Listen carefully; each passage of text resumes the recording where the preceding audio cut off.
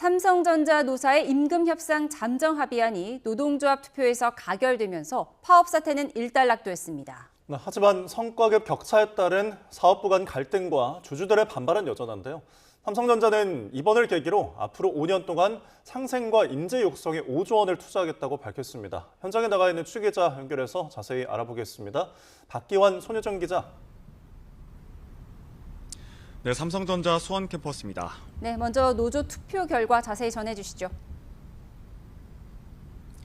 네, 삼성전자 노조는 임금교섭 잠정 합의안에 대한 찬반 투표 결과를 오늘 오전 10시 반쯤 공개했습니다.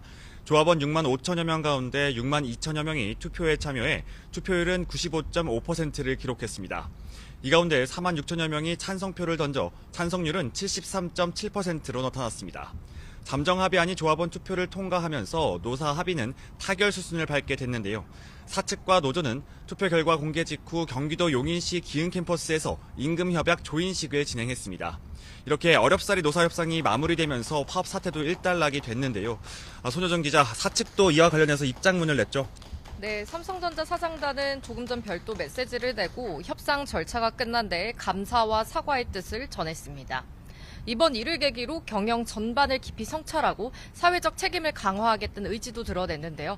앞으로 5년 동안 상생과 인재 육성을 위한 기금 5조 원을 조성하겠다는 계획도 밝혔습니다. 기금은 삼성전자의 중소협력사 지원과 산업재해기금, 인공지능 인재 육성을 위한 산학협력 등에 쓰일 예정입니다. 구체적인 기여 방식은 이사회와 준법감시위원회의 논의를 거쳐 결정됩니다.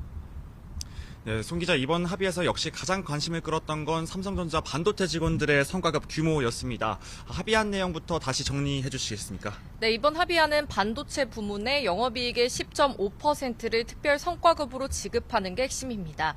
증권사들 예측으로는 올해 삼성전자의 영업이익이 300조 원에 달할 거라고 합니다.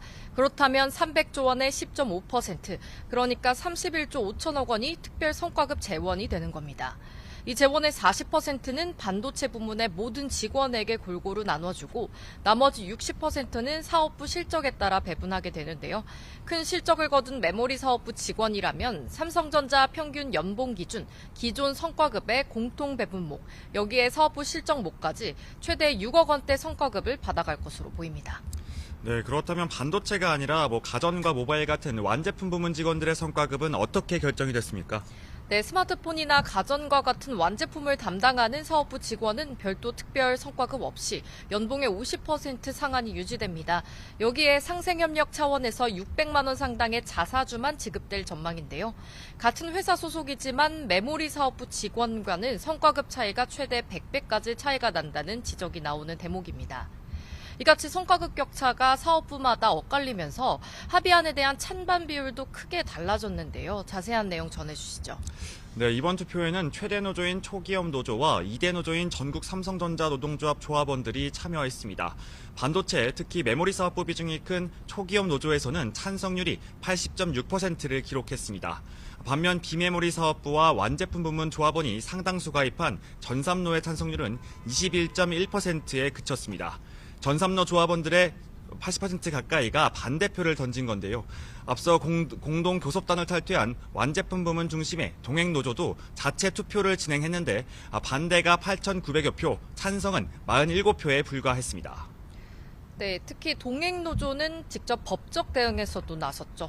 네, 그렇습니다. 동행노조는 이번 합의안에서 투표권을 부당하게 침해당했다면서 투표 중지 가처분을 수원지법에 내기도 했습니다. 노조는 투표 무효 소송을 별도로 추진하겠다는 방침인데요.